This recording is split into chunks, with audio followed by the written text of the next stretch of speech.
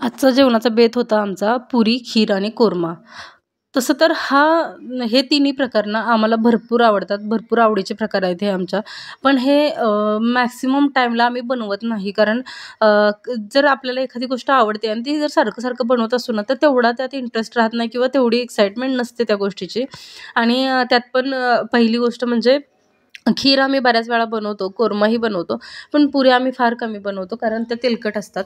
खरं तर आज हा बेत करण्याचं निमित्त एवढंच होतं, की मुलाची फर्माईश होती, की माझी एक्झाम संपल्यानंतर मला पुरी भाजी खायची आहे. तर पुरी भाजी एक्झाम संपल्यानंतर कशासाठी?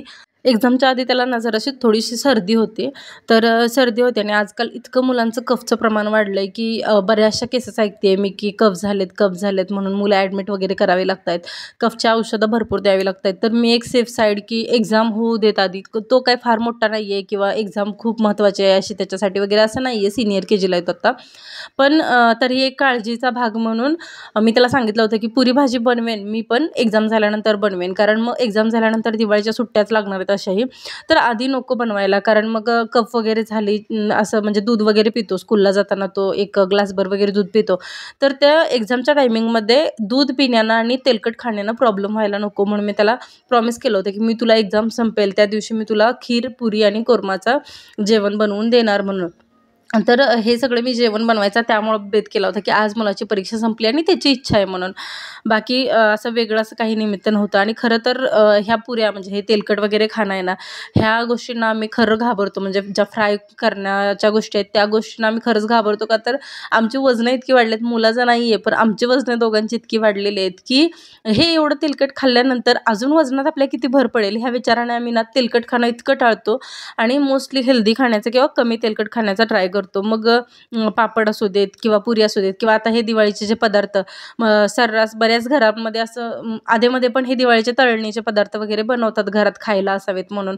पण आम्ही हे बनवत नाही म्हणजे अजिबातच नाही बनवत. जरी मुलगा लहान असेल तरी पण नाही बनवत. कारण त्यालाही तेलकट खायची सवय नको लागायला आणि आम्हीही तेलकट कमी खावं ह्यासाठी मी हे तळणीचे पदार्थ अजिबात घरात बनवत नाही. ज्यावेळी कधीतरी अशी क्रेविंग होते, इच्छा होते आमच्या तिघांपैकी कोणाची, की हा खायला पाहिजे आता, अशाच वेळी फक्त मी हे तेलकट वगैरे पदार्थ बनवते आणि फार रेअर असतात. आम्ही कोरमा, खीर आणि जरी चपाती केली ना पुरीऐवजी तरी आम्ही त्यात खुश असतो. कारण आमचं असं हे नसतं, की म्हणजे पुरीच पाहिजे वगैरे असं काही पर्टिक्युलर नसतं कोणाचंच. त्यामुळं आम्ही जे हेल्थसाठी चांगलं असेल त्या पद्धतीनं खायचा ट्राय करतो. तर मी ना पुऱ्या अशा म्हणजे एक लाटतात ना तसं लाटत बसत नाही कारण भयानक वेळ लागतो आणि एवढा वेळ म्हणजे तिथं उभं राहणं किचन पुढं ना पाय वगैरे दुखायला लागतात. मग मला त्यापेक्षा असं वाटतं, की एक मोठा गोळा घेऊन मस्तपैकी वाटीने छोटे-छोटे एकसारखे होतात आकार आणि पटकन उरकतात ना, त्यामुळे मला हा प्रकार आवडतो ॲक्च्युली, की वाटीने किंवा कोणताही तुम्हाला ज्या साईजच्या पाहिजे असतील. आता मी तर खूप छोटी साईज केली आहे, पण तुम्हाला ज्या साईजच्या पाहिजे असतील त्या साईजप्रमाणे तुम्ही ते गोलाकारामध्ये कट करून बनवू शकता. तर शेवयाची खीर, तांदळाची खीर आणि रव्याची खीर ह्या 3 खिरीऐवजी मला कोणती खीर बनवता ॲक्च्युली नाही येत. मी कधी ट्राय पण नाही केलेलं कारण आम्ही बाकीचं कुठलं जास्त मोस्ट आयटम ट्राय नाही करत. तर शेवयाची खीर, तांदळाची खीरच जास्त बनवत असतो आम्ही. तर खीर बनवतानाची नाही म्हणजे स्पेशली शेवयाची खीर बनवतानाची मी एक टिप सांगेन तुम्हाला.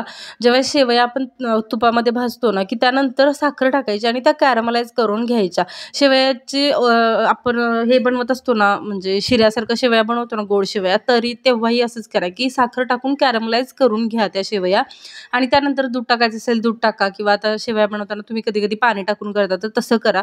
त्या कॅरमलाइज झालेल्या शेवयांचा ना फ्लेवर भयानक वेगळा लागतो आणि भारी लागतो तो.